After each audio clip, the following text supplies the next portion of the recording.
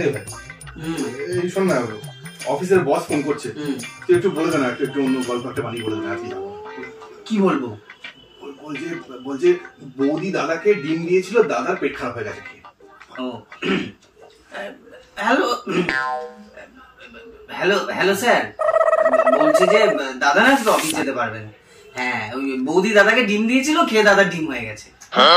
দাদার ডিম হয়নি, পেট খারাপ হয়ে গেছে। ও আচ্ছা, বৌদি দাদাকে খেয়ে অজ্ঞান হয়ে গেছে।